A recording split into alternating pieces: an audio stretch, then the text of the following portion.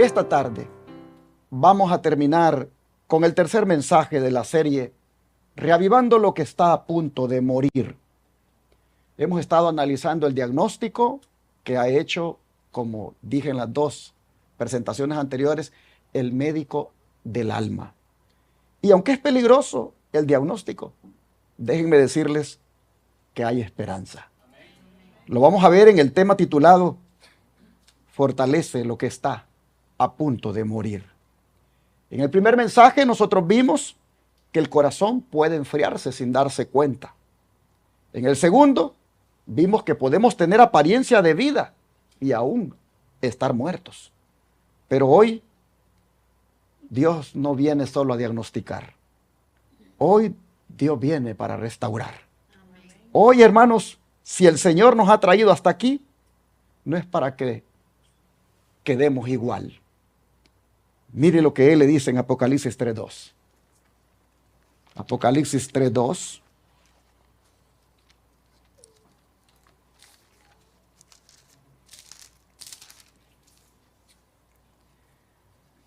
Sé vigilante y afirma las otras cosas que están para morir, porque no he hallado tus obras perfectas delante de Dios.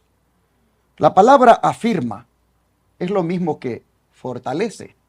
Por eso, en vez de ponerle afirma lo que está a punto de morir, le puse fortalece lo que está a punto de morir.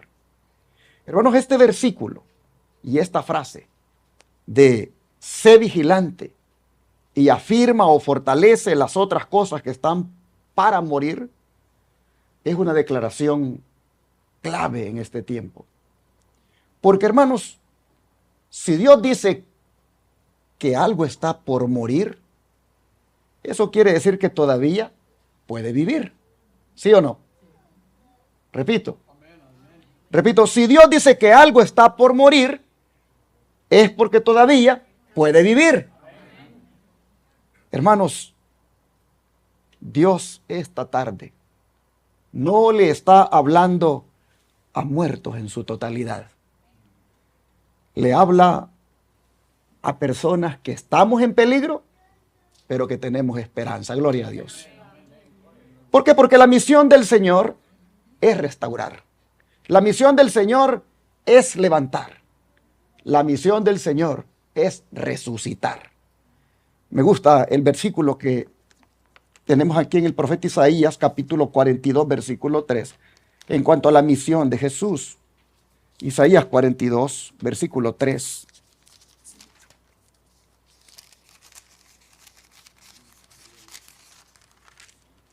Nos dice,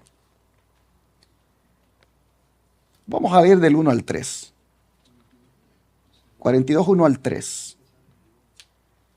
Isaías 42, 1 al 3 dice, he aquí mi siervo, yo le sostendré, mi escogido, en quien mi alma tiene contentamiento.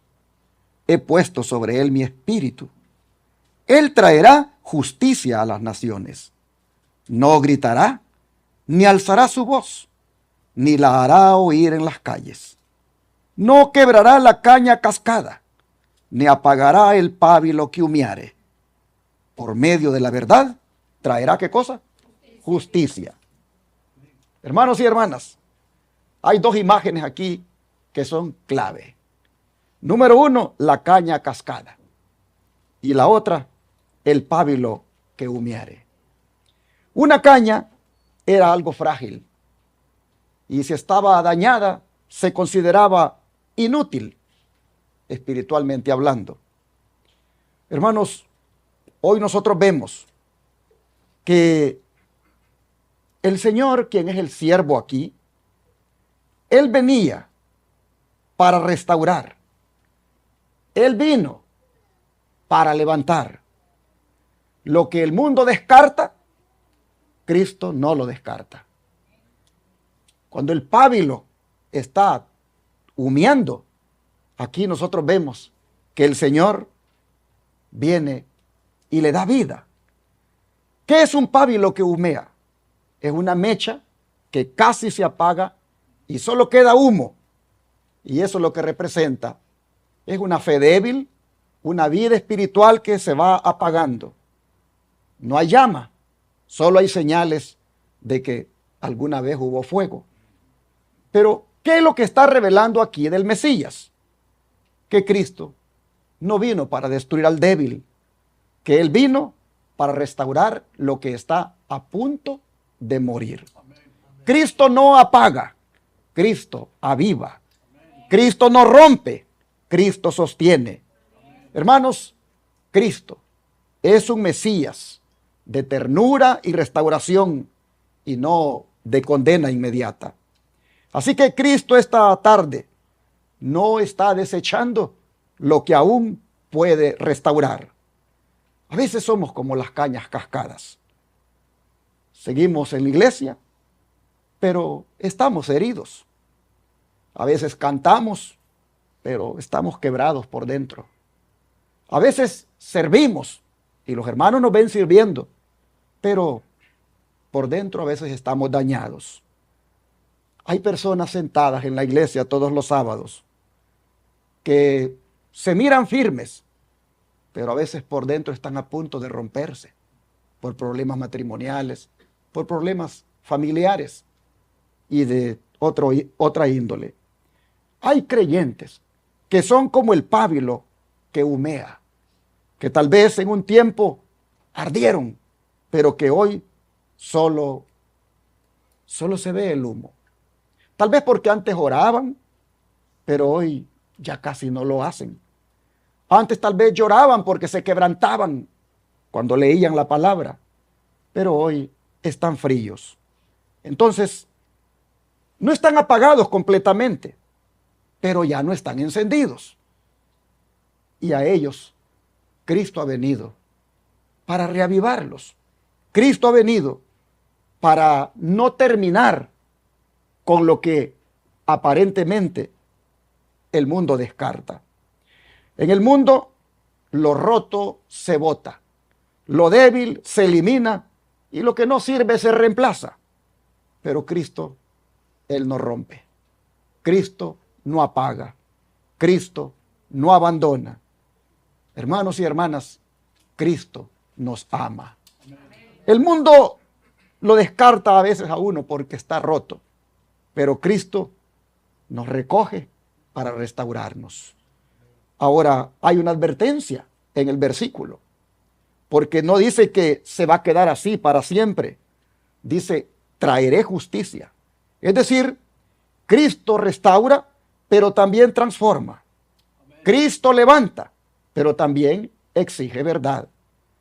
Hermanos, este texto de Isaías es poderoso para el tiempo final, porque estamos en pleno juicio investigador. Y tristemente, no todos están ardiendo, aunque estamos en pleno juicio investigador. ¿Quién sabe cuándo su nombre va a ser tomado en el juicio? ¿Quién de nosotros aquí sabe cuándo va a ser tomado? Puede ser que un día estemos sentados como hoy y nuestro nombre sea tomado. ¿Y qué de nosotros si no nos encuentra ardiendo? De manera que esta tarde el mensaje es para que los que solo están humeando puedan volver a agarrar fuego, pero el fuego del Espíritu Santo. Hermanos, mientras en el cielo se está llevando a cabo el juicio, hay creyentes que no están ardiendo, solo están humeando. Y para ellos el mensaje es que se levanten, que se despierten, porque en cualquier momento su nombre puede ser tomado en el juicio. Oh, mis hermanos, Cristo no ha venido esta tarde para dejarnos tal como llegamos a este lugar. Cristo ha venido para que si somos caña cascada, hoy Él nos repare. Cristo, hermanos, no nos desecha. Si somos un pábilo que humea, Cristo no ha venido para apagarnos del todo. Al contrario, Cristo ha venido para darnos el fuego del Espíritu. De manera que el Señor esta tarde nos quiere restaurar, nos quiere encender, nos quiere levantar. ¿Por qué? Porque todavía hay humo en nosotros. Y si todavía hay humo, eso quiere decir que todavía hay una chispa. Y si hay una chispa, hermanos, Dios puede levantar un fuego, ¿sí o no? De manera que por eso Él nos dice, fortalece lo que está a punto de morir. Porque a lo mejor, hermanos, es posible que la oración nosotros ya la hayamos descuidado. Es posible que ya no estemos orando como antes. Es posible que ya no estemos sintiendo como antes. Es posible que ya no estemos buscando como antes. Pero allá en el fondo, dentro de nosotros, hay algo que todavía quiere volver. Y si ese es el caso, hermanos, Dios esta tarde no nos abandona. Mientras haya una chispa de deseo en nosotros, mientras haya una chispa de deseo por volver a Él, Él viene y nos vuelve a encender. Vuelve a hacer que nuestro corazón arda. Por eso Él dice, afirma lo que está a punto de morir. Pero afirmar no es algo que sucede automáticamente. Afirmar no es algo solamente de emoción. Es, hermanos, volver a hacer las primeras obras. Leíamos esta mañana que a la iglesia de Éfeso el Señor le dice, recuerda, arrepiéntete y haz ¿qué cosa? Las primeras obras. ¿Qué es lo que nosotros hacíamos antes? Antes puede ser que orábamos con una intensidad. Antes puede ser que orábamos con hambre. Antes puede ser que buscábamos con sed. Antes puede ser que dependíamos mucho de Dios, que leíamos bastante la Biblia, hacíamos culto en la casa, hacíamos obra misionera. Antes puede ser que asistíamos fielmente a los cultos, no nos los perdíamos, mucho menos llegar tarde. Era una cosa que, así como somos de puntuales en un trabajo, éramos puntuales en el culto. Hermanos, ¿cómo estamos hoy? ¿Cómo estamos hoy? El Señor nos dice esta tarde, fortalece lo que está a punto de morir. Cada uno evalúese. Yo me evalúo y yo digo, ¿qué cosas yo era y que no soy? ¿Qué cosas hacía y que no hago? ¿Qué cosas las buscaba con hambre y que ahora no las busco tanto con hambre? Cada uno evalúese. Hay que fortalecer lo que está a punto de morir. Pero hay algo que el Señor dice en el versículo 3 de aquí de Apocalipsis 3. Vamos a leer ahora los dos versículos, el 2 y el 3. Apocalipsis 3, 2 y 3 dice, sé vigilante y afirma las otras cosas que están para morir, porque no se ha hallado tus obras perfectas delante de Dios. Acuérdate pues de lo que has recibido y oído, y guárdalo y arrepiéntete. Pues si no velas, vendré sobre ti como ladrón, y no sabrás a qué hora vendré sobre ti. Hermanos, dentro de las cosas que están para morir, y que me referí a algunas, está también el estar vigilantes, el de velar. Aquí se menciona en el verso 2 que seamos vigilantes, y en el verso 3 que si no velamos, el Señor vendrá como ladrón y no sabremos a qué hora habrá de venir. De manera, hermanos, que la vigilancia espiritual es algo que debemos fortalecer. Esa vigilancia espiritual, que tiene que ver la oración mucho con ella, es algo que debemos revisar. No sé ustedes aquí cómo es su experiencia con el Señor en esto de la oración. No sé si usted aparta tiempos para pasársela con el Señor, platicando, o su vida es una de carrera para acá y carrera para allá, que en medio dedica ahí un poquito de tiempo para hablar con Dios. Hermanos, necesitamos volver a ser vigilantes, a volver a tomar la Biblia y orar. El cristiano que lee la Biblia y ora es un cristiano fuerte. Posiblemente usted diga, pero pastor, vino a decirnos algo que ya sabemos. Sí, pero no lo hacemos. ¿Y de qué sirve que lo sepa si no lo hace? Al menos si el Señor me mandó para decirle que lo haga, hágalo. Porque el Señor quiere que lo hagamos, que estudiemos más la Biblia y que oremos. Hermanos y hermanas, esto de ser vigilante y velar nos conecta con Marcos 13. Marcos 13, 33 al 37.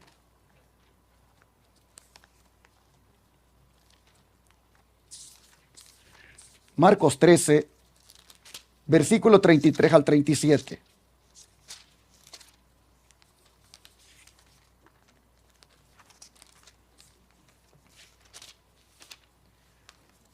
Marcos 13, 33 al 37 dice así.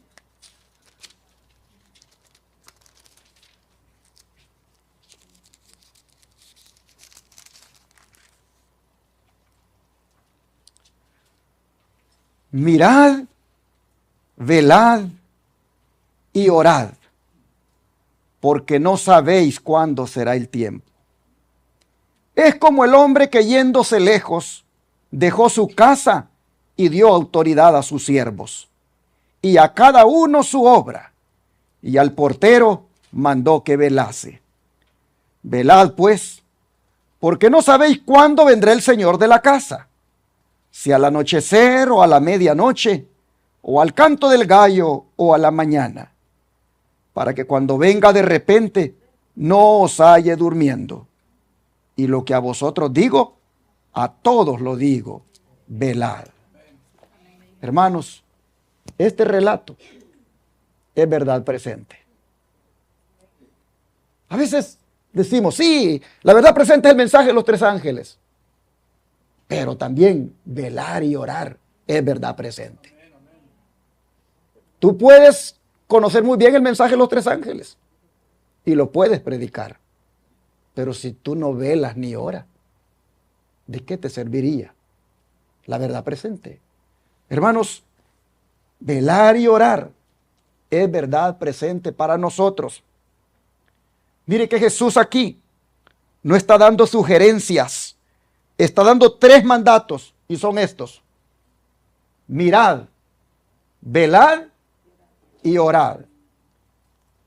Porque hermanos, el problema del tiempo final no es la falta de señales, es la falta de percepción espiritual. Mirad significa prestar atención con discernimiento. No es ver noticias, sino que es interpretar los tiempos a la luz de la profecía. Amén. Hay gente que sabe todo lo que pasa en el mundo, pero no sabe lo que está pasando en el tribunal celestial. Hay gente que entiende todo lo que está pasando en el mundo, pero no entiende lo que está pasando en el tribunal celestial. Por eso, hermanos, mirar, velar y orar es algo urgente hacer. Hermanos, ¿por qué debemos mirar, velar y orar? Dice Jesús. Porque no sabemos cuándo será el tiempo. ¿Cuál tiempo? El fin del tiempo de gracia. ¿Quién sabe aquí cuándo se le va a acabar su tiempo de gracia? Por lo tanto, la importancia de mirar, velar y orar es urgente. Dijo el Señor, no sabemos cuándo será el tiempo. ¿Saben que Jesús pudo habernos dicho la fecha? Pero no la dijo. ¿Por qué? Porque Dios no quiere una iglesia informada. Dios quiere una iglesia preparada. Hermanos, si usted supiera que Cristo va a venir mañana, ¿qué haría hoy? Usted, mire, ayunaría, oraría, se consagraría.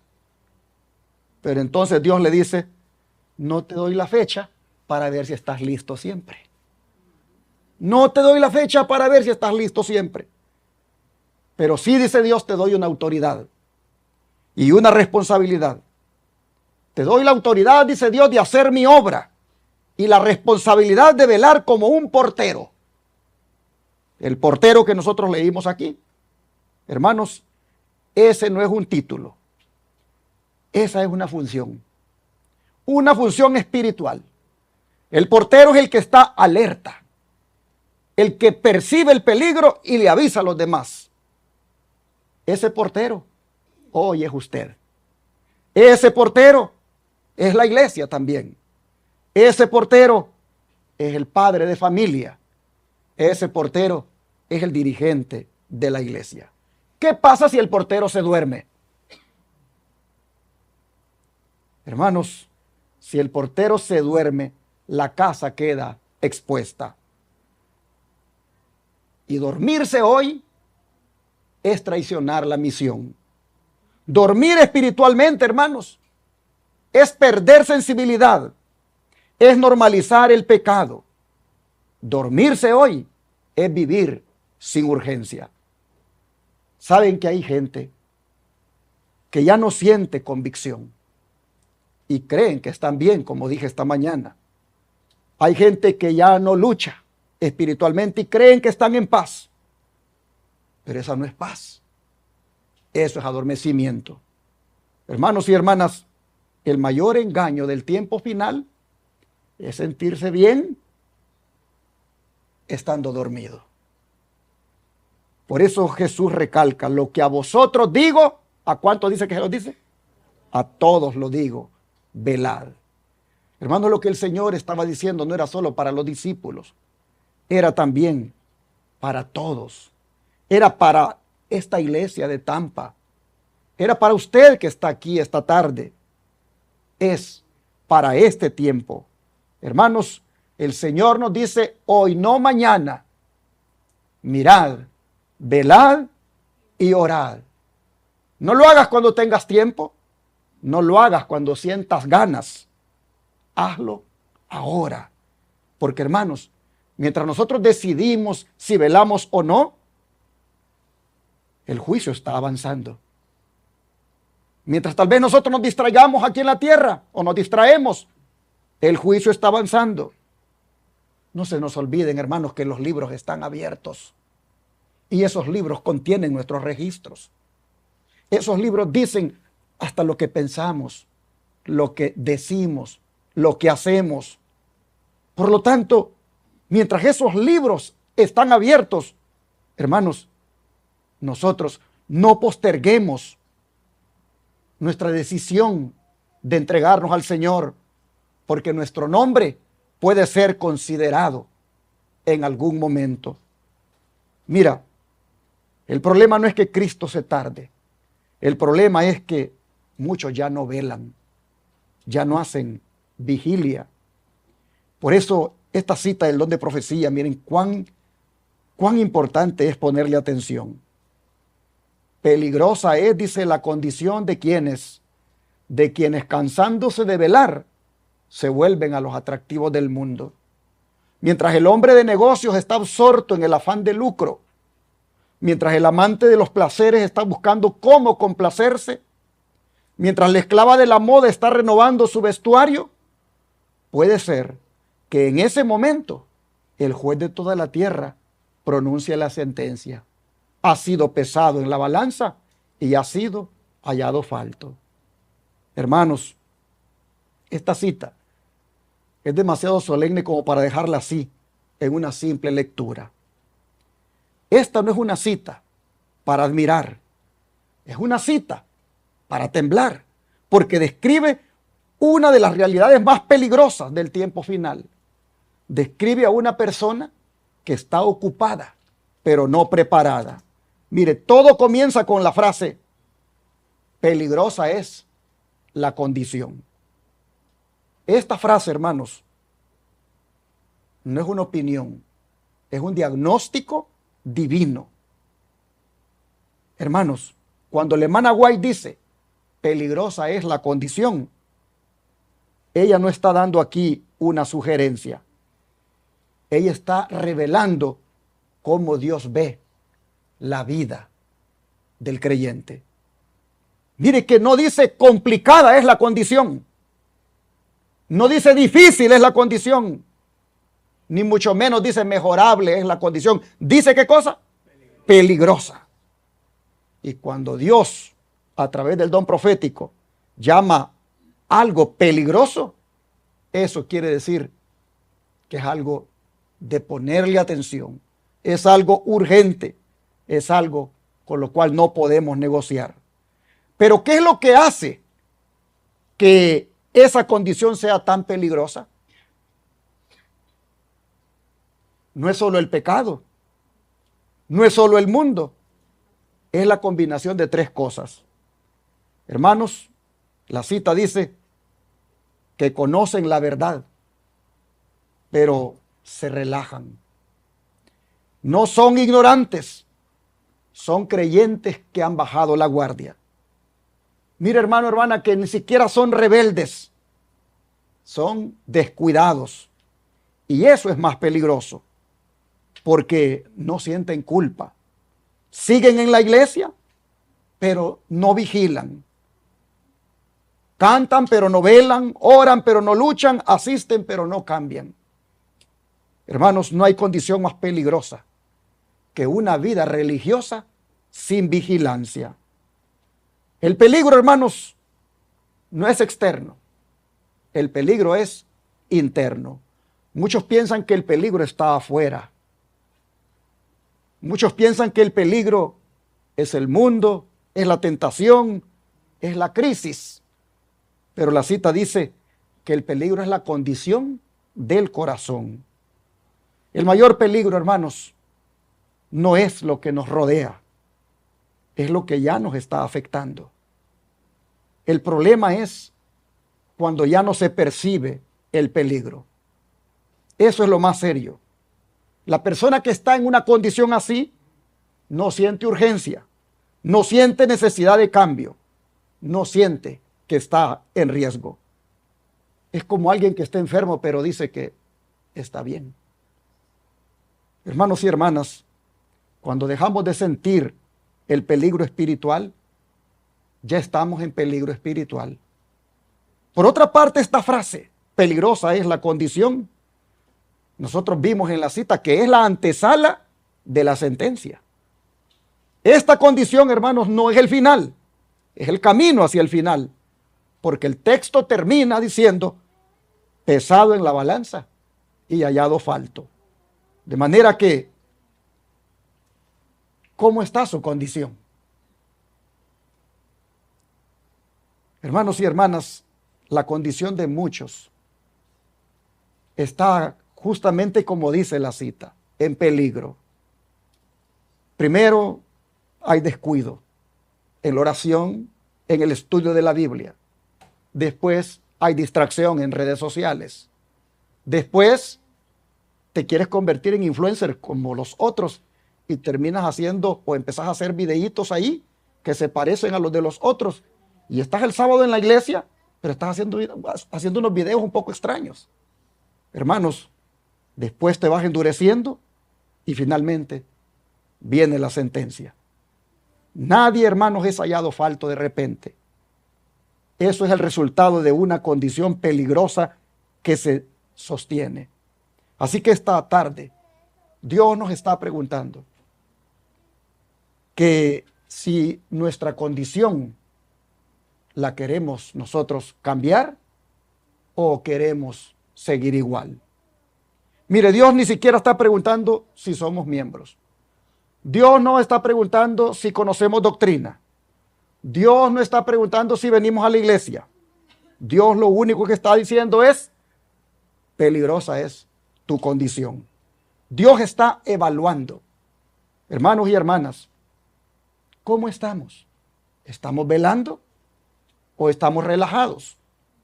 ¿Estamos creciendo espiritualmente o estamos estancados? ¿Estamos luchando o estamos acostumbrados? Porque hermanos y hermanas, podemos estar en la iglesia, podemos inclusive tener la Biblia, Podemos tener, como dijimos hoy, apariencia espiritual y aún así estar en una condición peligrosa. Lo más peligroso no es estar lejos de Dios, es pensar que estamos bien cuando ya estamos lejos de Dios. Hermanos y hermanas, cuando ya nos cansamos de velar, dice la cita. Esa frase, cansándose de velar, no describe a un incrédulo. Describe a alguien que empezó bien, pero no perseveró. No dice que dejaron de velar de repente. Dice cansándose. En otras palabras, es un proceso lento, silencioso, pero peligroso. Y vamos a suponer que velar cansa. Vamos a suponer que orar constantemente cansa. Vamos a suponer que resistir la tentación cansa. Vamos a suponer que luchar contra el yo todos los días cansa. Vamos a suponer que mantenernos firmes cansa. Pero el problema, hermanos, no es que nos cansemos. El problema es qué es lo que hacemos cuando nos cansamos. Pablo dijo, no nos cansemos de hacer el bien. ¿Por qué, hermanos? Porque Dios sabe que el cansancio vendrá. Pero el cansancio mal manejado produce descuido. Cuando alguien se cansa de velar, empieza a hacer concesiones pequeñas. Hoy no oro, mañana voy a hacer otra vez la oración. Esto que voy a hacer pues no es tan grave, todos lo hacen.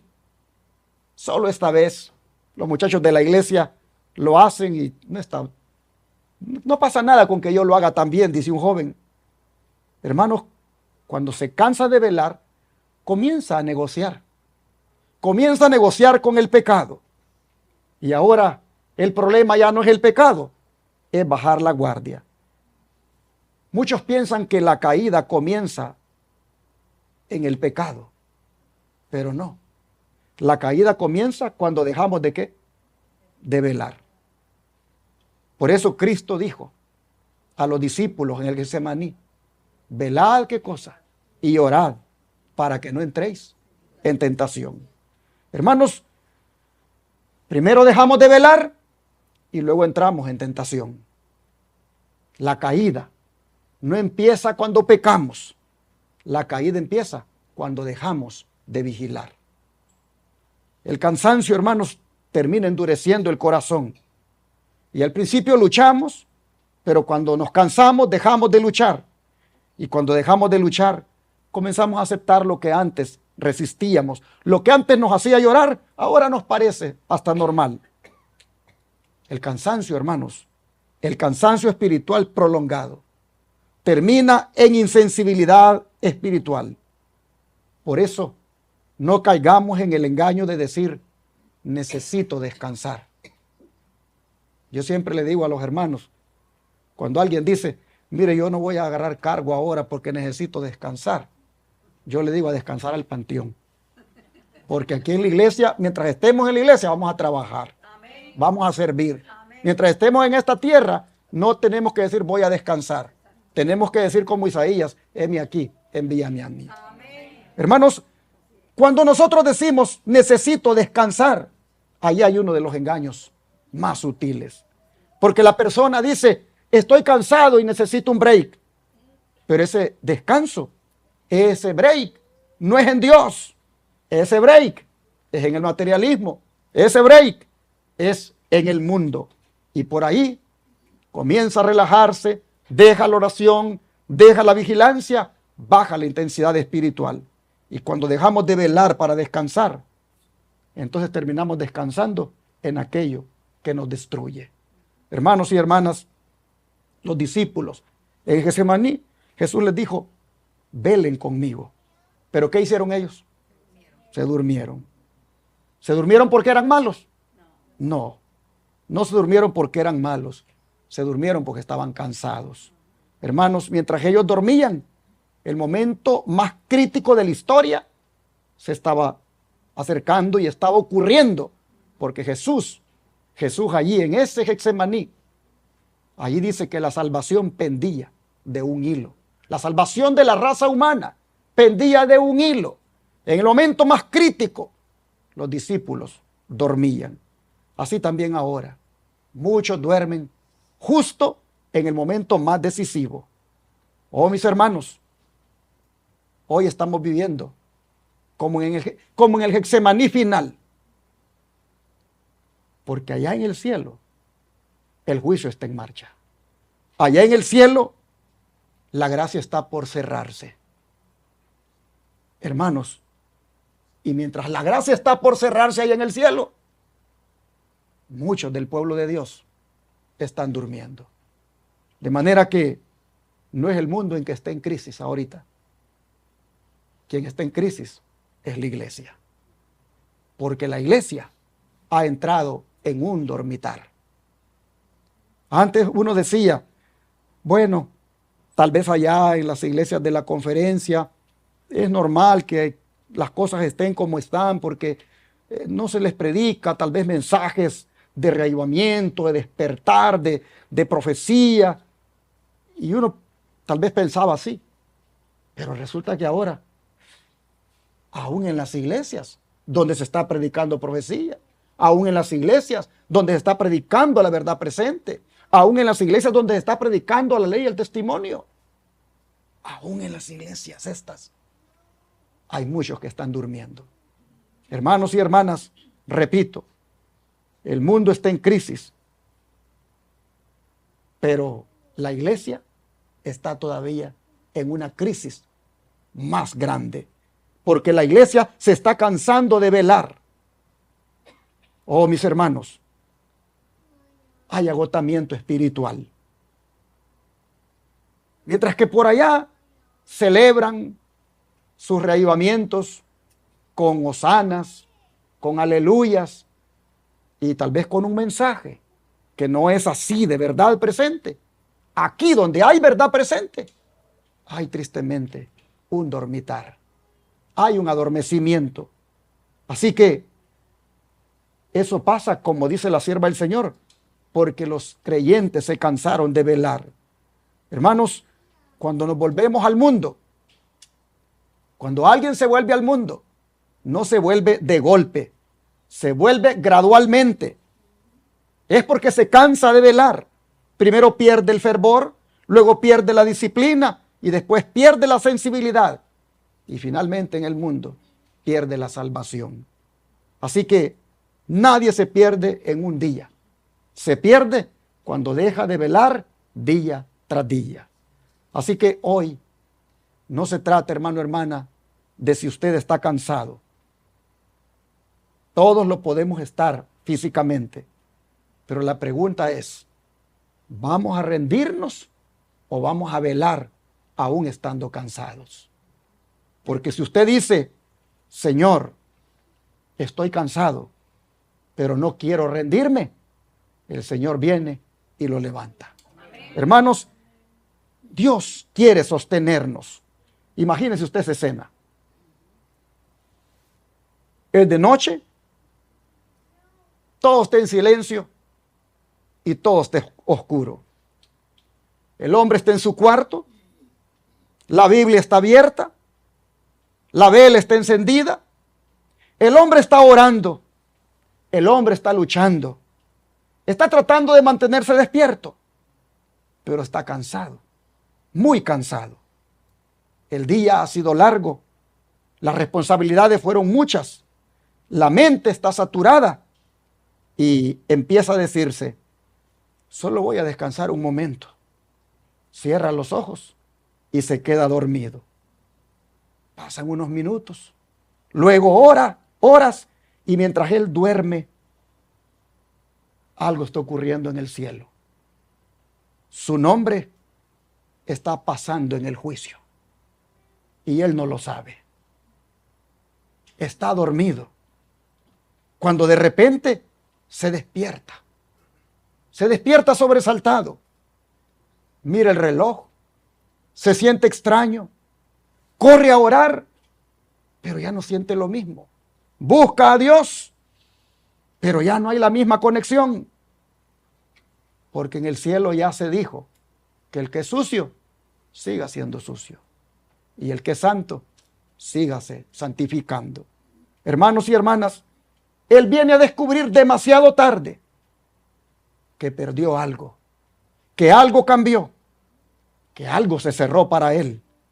Y todo fue porque se cansó de velar. Se durmió en el momento equivocado. Hermanos y hermanas, esa escena puede ser la suya. Esa historia puede ser su historia. De manera que hoy el Señor nos está advirtiendo. Porque, hermanos, hay personas así, muy descuidadas en su vida espiritual. Muy, digámoslo así, distraídas en este mundo. Ya no están buscando de Dios como antes. Se están quedando dormidos. De manera, hermanos y hermanas, que este día el Señor nos está diciendo: ¿te estás durmiendo o estás despierto? ¿Estás durmiendo o estás velando? Porque puede ser, hermanos y hermanas, que este sea el momento más importante de tu vida y tú no lo sabes. Yo a veces me pregunto, y a veces alguien dice, ¿para qué pensar en eso? Yo sí lo pienso.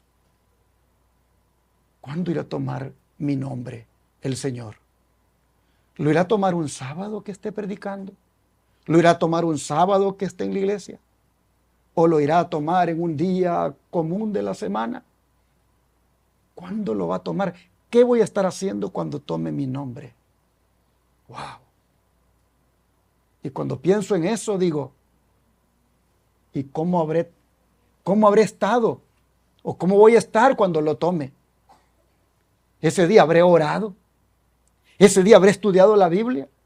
Ese día habré estado en comunión con Dios. O es de los días cuando ni oré ni estudié. Oh, mis hermanos, un pastor decía, no asusten a los hermanos con eso del juicio investigador. No asusten a los hermanos con esas cosas que les cuentan. Sí, porque él está dormido junto con su iglesia. Pero nosotros, hermanos, tenemos que pensar en eso. Hoy vinimos aquí.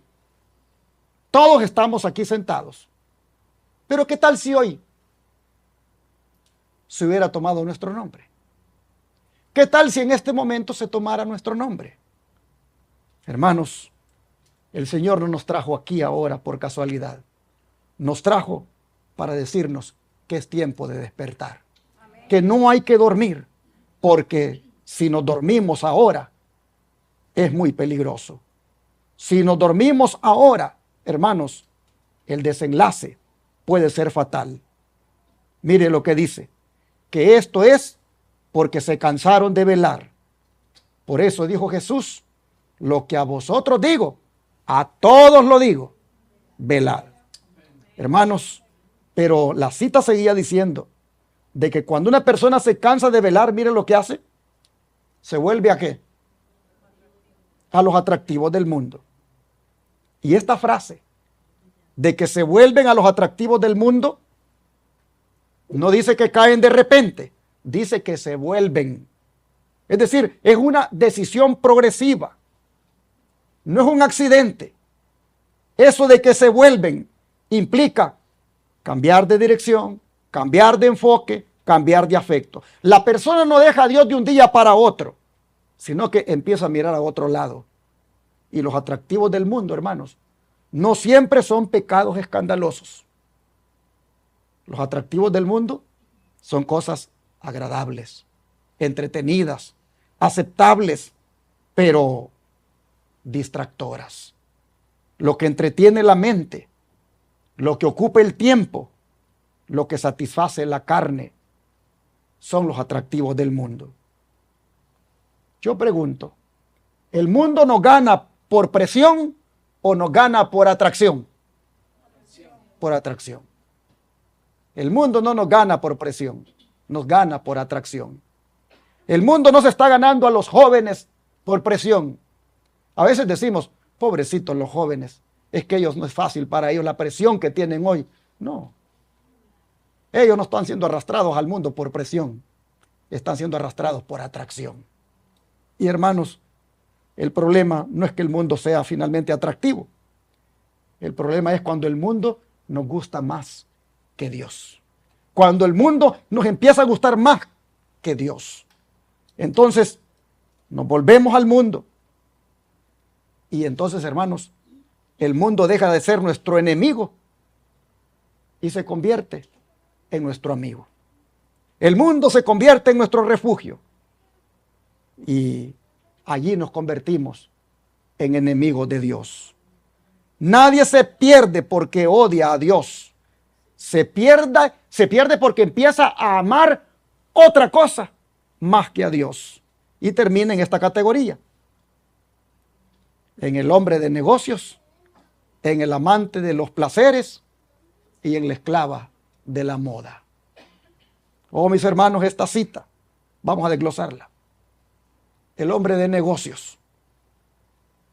Aquí no está hablando solo de alguien que trabaja. Está hablando de alguien que está absorbido por el trabajo. El problema no es el negocio. El problema es cuando el negocio se convierte en el centro de la vida. Es el hombre, hermanos, el hombre de negocio es el hombre que vive pensando en producir solamente. Él mide su valor por lo que gana. Él no tiene tiempo para Dios. Oh, hermanos, él no pierde su alma por hacer dinero. La pierde porque el dinero lo hace olvidar a Dios. Está tan ocupado. Él está, hermanos, ocupado pero no consagrado. Está produciendo, pero no se está preparando. Está avanzando, pero no hacia la eternidad, sino que está avanzando hacia el éxito aquí en la tierra, pero no está avanzando hacia el éxito en el cielo. Hermanos y hermanas, el peligro no es tener mucho que hacer aquí en la tierra, es no tener tiempo para lo eterno. Mucho trabajo, muchos compromisos, pero poco tiempo con Dios.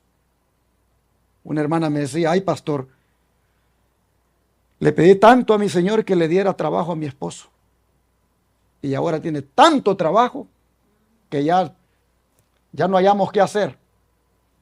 Hay veces, hermanos, que tenemos mucho trabajo y el trabajo más importante, que es el de buscar a Dios, ahí va quedando relegado. Hermanos y hermanas, hoy el Señor nos dice que el hombre de negocios se dedica solo a hacer dinero y se le olvida que su nombre puede ser tomado mientras esté en los negocios para ser enjuiciado. Y luego habla del amante de los placeres. El amante de los placeres no es alguien que simplemente disfruta, es alguien que vive para sentirse bien. Su vida gira alrededor del entretenimiento, de la comodidad, de la satisfacción personal. Él no pregunta si algo es correcto. Él solo pregunta si le va a gustar.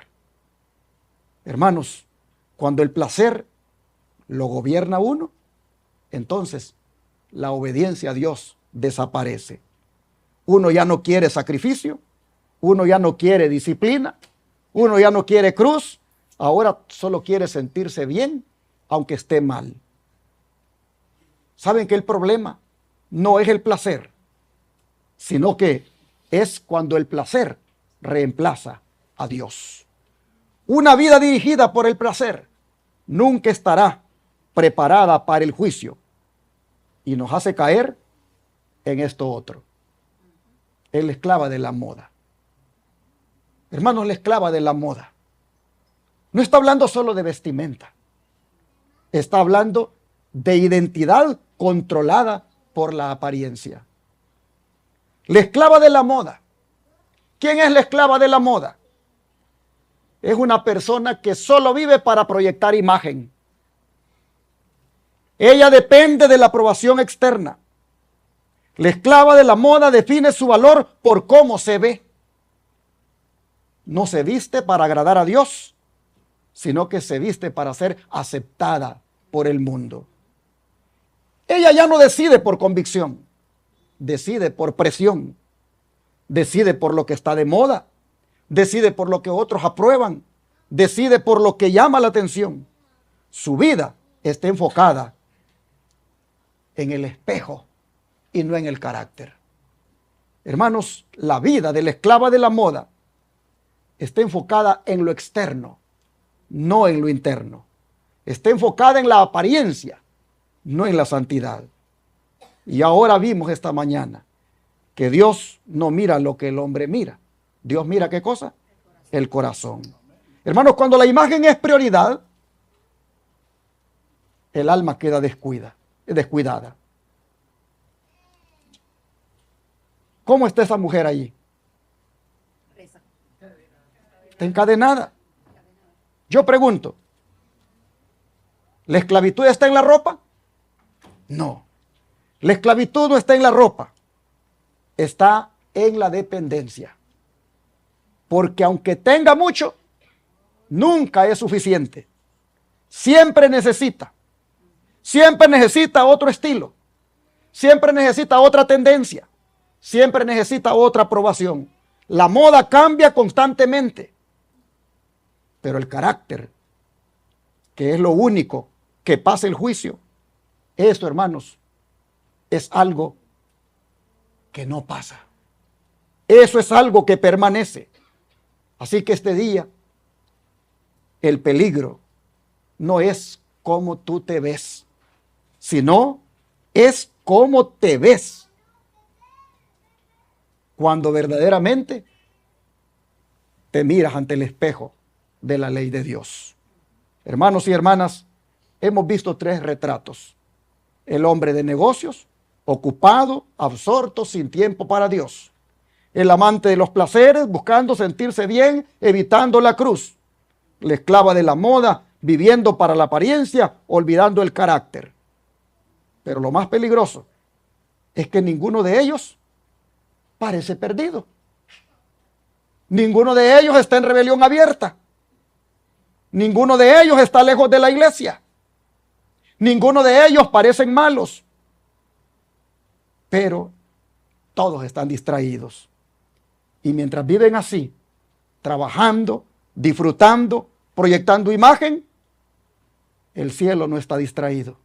El cielo está agarrando nombres. El cielo está agarrando libros.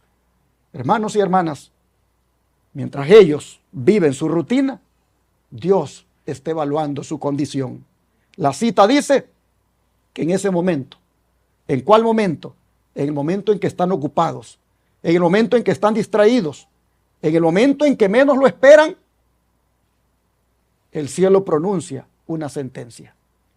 Y no es una opinión, es una advertencia, una sentencia. Y es: pesado ha sido en balanza y hallado falto. Hermanos y hermanas, esta escena ya ocurrió una vez. ¿Con quién? Con Belsasar. Ese rey poderoso, rico, seguro, estaba en su palacio rodeado de música, lujo, vino, celebración. Era una noche de fiesta, pero esa noche no era una noche cualquiera. Esa era la última noche de su vida. ¿Y cuál era el problema de Belsasar? Es que no era ignorante. Él conocía la historia de Nabucodonosor. Sabía cómo Dios había humillado a su abuelo, pero no aplicó la lección. Hermanos y hermanas, conocer la verdad no es lo mismo que vivir la verdad. De repente, en medio de la fiesta, una mano aparece y comienza a escribir en la pared: Mene, mene, tekel, uparsin. La música se detuvo, el vino perdió su sabor y el rey se puso pálido, porque sabe que lo que estaba escribiendo la mano no era normal. Mandan a llamar a Daniel y Daniel aparece no para suavizar el mensaje, no para adornar el mensaje. no para hacerlo cómodo. Lo hace directo. Le dice, pesado ha sido en balanza y ha sido hallado falto. Hermanos y hermanas, Belsasar allí ya no tuvo tiempo de corregir. Belsasar ahí ya no tuvo tiempo de cambiar. Belsasar ahí no tuvo tiempo de reaccionar. La evaluación se había hecho y él fue condenado en aquella misma noche. Hermanos y hermanas, él estaba celebrando, él estaba disfrutando, él estaba viviendo su momento y no sabía que su caso ya estaba decidido. Esta es la advertencia para nosotros hoy. Porque también, hermanos, lo que pasó con Belsasar nos puede pasar a nosotros. Lo de Belsasar no es solo una historia, es advertencia. Porque hoy no es una mano la que está escribiendo en la pared, sino que es un juicio que se está llevando a cabo. Hoy, mis hermanos, está a punto de pronunciarse las mismas palabras. Pesado ha sido en balanza y hallado falto. Oh, hermanos, el hombre de negocios, el amante de los placeres y la esclava de la moda, en la cita de Ellen White, ellos no sabían, pero dice que ya estaban siendo pesados. No estaban listos, pero ya estaban siendo evaluados. No estaban preparados, pero ya estaban en juicio. Oh, hermanos, Dios no nos pesa cuando nosotros nos preparamos. Dios nos pesa tal como estamos. De manera que hoy podemos estar como el hombre de negocios, muy ocupados. Podemos estar como el amante de los placeres, muy entretenidos con el Facebook, con el YouTube, con el Instagram, con el X, con todas las redes. Hoy podemos estar como la esclava de la moda, enfocados en lo externo. Y aún así, estar siendo pesados en este mismo momento. Así que el problema no es que Dios pese. El problema es ser hallado falto sin saberlo. Hermano, hermana.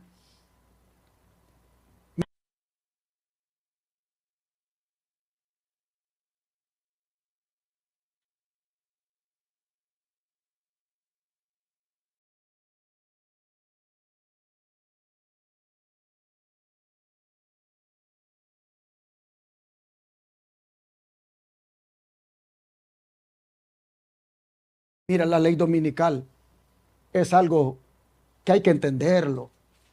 Y es normal que se preocupe uno. La venida de Cristo es algo para lo cual hay que prepararse. Y será un día glorioso. Pero ¿sabes para qué te tienes que preparar primero? Es para cuando tu nombre sea tomado en el día del juicio. Y eso tú no sabes cuándo va a ser, cuándo va a ser. De manera que viene un momento, hermano, hermana, donde ya no habrá oportunidad de cambiar el resultado, donde ya no habrá tiempo para prepararse. Hermano, viene un momento donde la balanza ya no se va a poder ajustar. Solo se va a declarar el resultado. La pregunta no es si seremos pesados.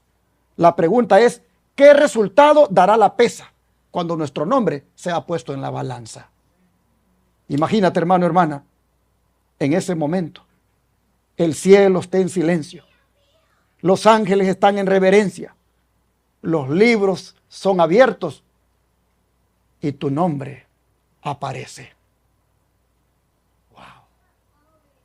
No hay ruido. No hay distracción.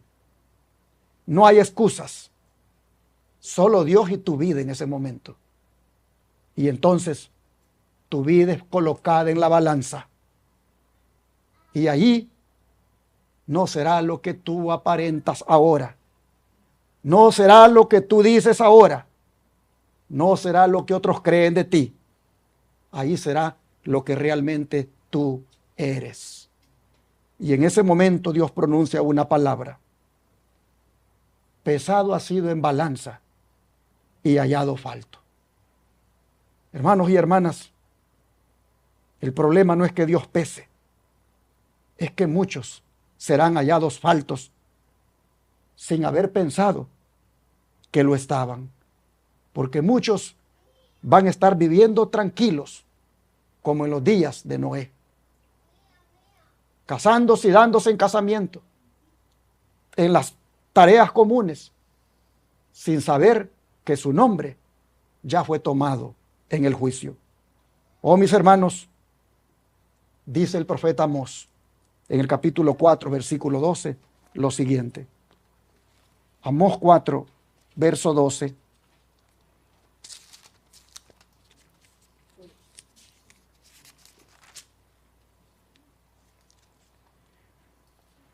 Por tanto, de esta manera te haré a ti, oh Israel.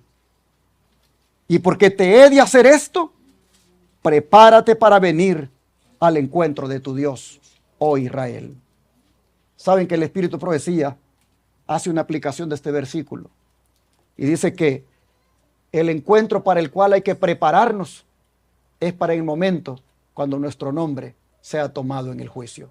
Hermanos y hermanas, hay que prepararnos para ese encuentro. Antes de encontrarnos con Jesús en aquella mañana gloriosa, primero tenemos que encontrarnos con el juez de toda la tierra, ahí en el juicio investigador. Hermanos, prepárate para venir al encuentro de tu Dios. No dice infórmate, no dice escucha, no dice analiza, dice prepárate. Hermanos y hermanas, no estamos viviendo en días comunes. Estamos viviendo en un día de preparación. Usted no sabe cuándo su nombre va a ser tomado. Yo tampoco sé cuándo mi nombre va a ser tomado. Usted no sabe, ni yo sé, cuándo nuestra vida va a ser pesada. Usted no sabe cuándo se va a cerrar nuestra oportunidad. Por eso el Señor nos dice hoy, prepárate para venir al encuentro de tu Dios. Si hoy fueras pesado, ¿qué diría la balanza? Pregúntate, si hoy fueras pesado, ¿qué diría la balanza? Si hoy terminara la gracia, ¿estarías listo? Por eso, hermanos, hoy Dios no nos pide solamente emoción. Dios nos pide decisión. Si nosotros decimos, Señor, no quiero ser hallado falto. Si nosotros decimos, Señor, no quiero vivir más distraído. Si nosotros decimos, Señor, quiero estar listo. Eso, hermanos, es lo mejor que podríamos decir. Hermanos y hermanas, el llamado de hoy, antes de la sentencia, es el siguiente: a fortalecer lo que está a punto de morir. Si usted dice, Señor, reconozco que me he enfriado. Si usted dice, Señor, reconozco que he vivido en apariencia. Si usted dice, Señor, yo quiero volver de verdad. Hermanos, este es el momento. Amén. Si usted quiere que Dios reavive su vida, si usted quiere que Dios restaure su comunión, este es el momento. De manera que yo quiero preguntarle, ¿quiere usted fortalecer lo que está a punto de morir? Amén. Yo quisiera en este momento que cada uno hiciera una oración silenciosa y cada uno hable con el Señor. Y que todo aquello que está a punto de morir en usted, haga su resolución ahora. De que a partir de hoy, eso no va a morir, sino que va a volver a vivir. Haga su resolución de que va a orar, que va a velar, que va a mirar, porque el tiempo que vivimos es tiempo solemne. Si mañana el nombre suyo o el mío es tomado, pero estamos mirando, orando y velando, no hay de qué preocuparnos. De manera que este es el tiempo donde el pueblo de Dios debe hacer la decisión más importante de su vida, como es la de consagrarse y rendir su vida a Cristo. Amén. Vamos a orar. Voy a darle un tiempo para que usted ore a Dios basado en lo que ha escuchado. Y yo voy a interrumpir esa oración aquí en voz alta.